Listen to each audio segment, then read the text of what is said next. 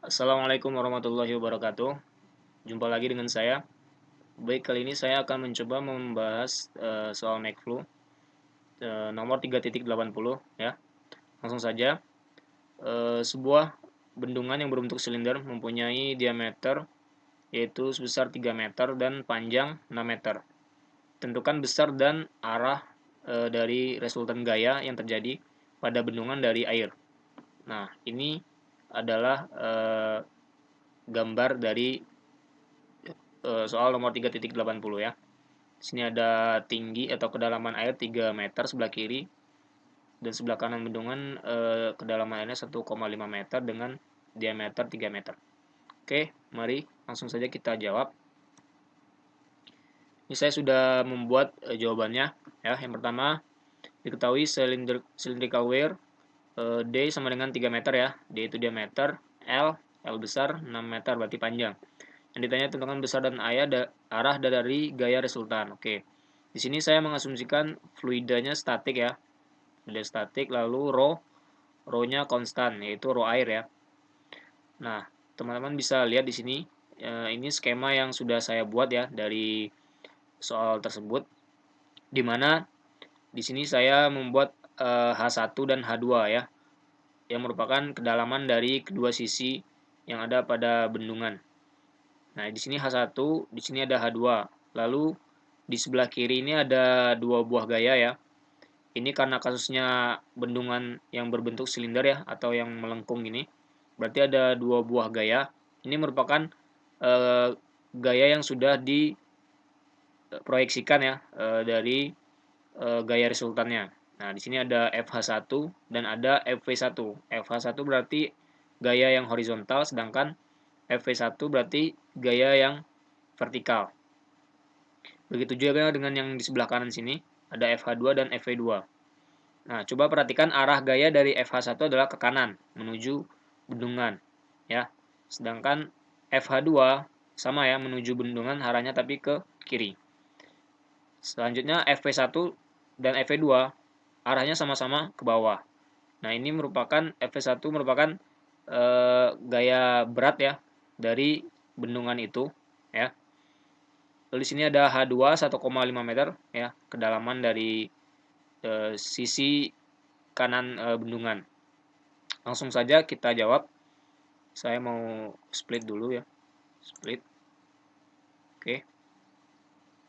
Nah, ini. Kita tahu bahwa kita cari dulu gaya yang horizontal ya, di mana ada FH1 sama dengan rho GH. Rho GH ini adalah tekanan dikali luas ya. Nah, H yang dimaksud berarti eh, kedalaman dari permukaan sampai ke gaya FH1 ini. Berarti H di sini saya ganti dengan H1/2. Lalu A itu adalah luas. Luas dari eh, silinder ini ya. Silinder berarti diameter dikali panjang. Itu luas. Bukan luas permukaan tapi luas eh, bisa dikatakan luas luas selimut ya. Tapi bukan selimut. Maksudnya di sini luas yang ada di sebelah kiri ini ya. Sebelah sisi kiri ya yang memanjang ke arah sana. Lalu kita masukkan angka-angkanya ya. Rho-nya 1000, gravitasinya 9,81, H1-nya 3 meter, ya, D-nya 3 meter, L-nya 6 meter. Jangan lupa dikali faktor konversi dari satuan ya, Newton second kuadrat per kilogram meter. Maka diperoleh FH1-nya 264,870 Newton ya. Selanjutnya FH2 ya, ini sama ya, rumusnya rho G H2/2 dikali D per 2 dikali L. Nah, kenapa D per 2? Ya, karena luas yang terjadi ya atau gaya yang terjadi itu hanya setengah dari lingkaran ini ya atau jari-jarinya. Jari-jari lingkaran ini berarti makanya di sini saya kasih D per 2. Nah, ini tinggal kita masukkan angka-angkanya sehingga diperoleh F2 yaitu 66.217,5 Newton. Lalu karena arah horizontal ini gaya horizontal ini berlawanan, berarti kita harus menjumlahkan atau dengan cara yaitu FH1 dikurang FH2 ya. FH1-nya adalah 264 dan FH2-nya adalah 662175 ini ya. Maka diperoleh FH-nya yaitu 198.652,5 Newton. Nah, setelah kita mencari gaya horizontal, lanjut kita cari gaya yang vertikal. Rumusnya adalah FV1 sama dengan rho dikali G dikali volume. Nah, volume di sini adalah volume silinder ya, volume silinder dari bendungan. Nah, perlu kita cermati dulu, FV1 ini merupakan gaya vertikal yang hanya setengah lingkaran yang terjadi ya. Makanya di sini nanti volume itu adalah luas dikali panjang. Nah, luas yang terjadi pada FV1 ini adalah setengah lingkaran ya. Setengah lingkaran. Maka saya ganti luasnya yaitu pi d kuadrat per 4 ya. Itu kan luas lingkaran dibagi 2. Itu sama aja dengan setengah lingkaran. Setengah luas lingkaran. Dikali panjang. Panjang yang arah sana ya, arah ke dalam. Nah, maka saya bisa substitusi ya nilai-nilainya, kita masukkan, kita ganti. Saya peroleh FV1 sekitar 208 kilonewton ya. Lanjut FV2 sama ya. Perhatikan lagi ini FV2. Karena luas yang terjadi di FV2 ini adalah seperempat lingkaran ya. Seperempat lingkaran ini. Saya gambarkan ya. Sorry. Nah, seperempat lingkaran itu berarti ini. Ya. Lalu ini. Nah, ini yang FV2 ya. FV2. Karena permukaannya airnya ini yang terjadi dari sini ke sini. Nah, makanya dia seperempat lingkaran.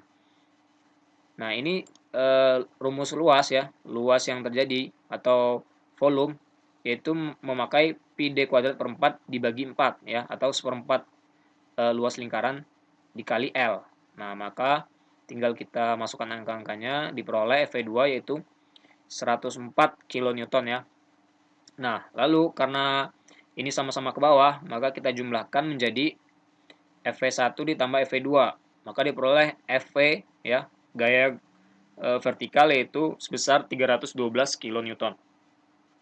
Nah, setelah kita memperoleh gaya horizontal dan gaya vertikal, maka kita bisa cari gaya resultan. Nah, rumusnya adalah FR sama dengan F akar dari FH kuadrat ditambah FV kuadrat. Nah, tinggal kita masukkan angka-angkanya, FH-nya sudah dapat, FV-nya sudah dapat, maka diperoleh FR sebesar 369.909,99 Newton atau saya bulatkan menjadi 370 kN ya.